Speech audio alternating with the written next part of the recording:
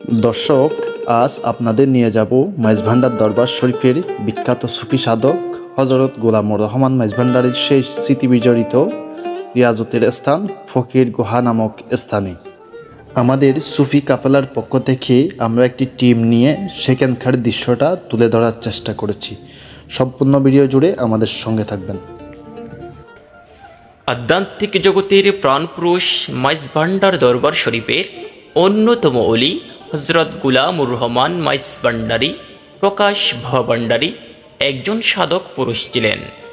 তিনি আজ থেকে 100 বছর আগে রাঙ্গামাটি জেলার কাউখালী উপজেলার পরিচ্ছড়ি ইউনিয়নের দুর্গম পাহাড়ি গহীন অরণ্যের ফরিদখালী খালের পাশে পাহাড়ের গুহায় কঠিন রিয়াজতে মগ্ন ছিলেন।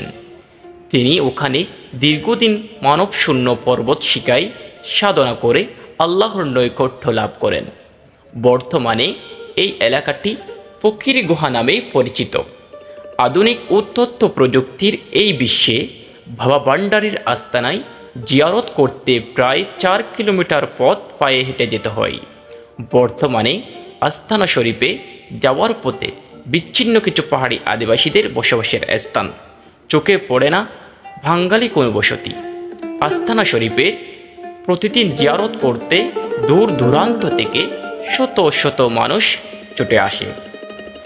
ভাবতে অবাক লাগে 100 বছর পূর্বে এই পাহাড়ি অরণ্যতে লোকচক্ষুর সম্পন্ন অন্তরালে পাহাড়ের ছড়ার পাথরের পাহাড়ের গুহায় রিয়াজত সাধনা করে কি কষ্ট করেছেন।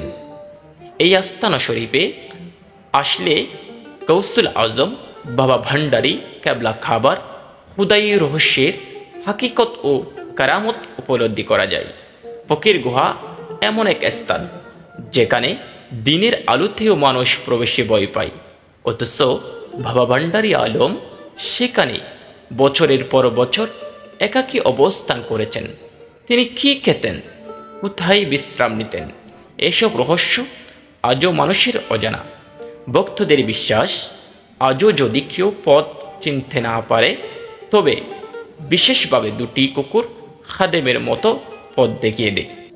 12 বছরের সাধনা শেষে গৌসুল আজম মাওলানা সৈয়দ আহমদুল্লাহ কদ্দাসা সিররুল আজিজ জাহিরিভাবে আদেশ দেন তাকে ফিরিয়ে আনার জন্য। খাদেমরা খুঁজতে খুঁজতে অবশেষে ফকির গুহায় এসে বাবাজানকে পান। প্রথমে তিনি ফিরতে অস্বীকৃতি জানান, পরে খাদেম হজরত হাদি রহমতুল্লাহ আলাই এর রচিত কালাম শুনে ধীরে ধীরে বটফুকরিয়া থেকে মাইজভান্ডার দরবার শরীফে প্রত্যাবর্তন করেন।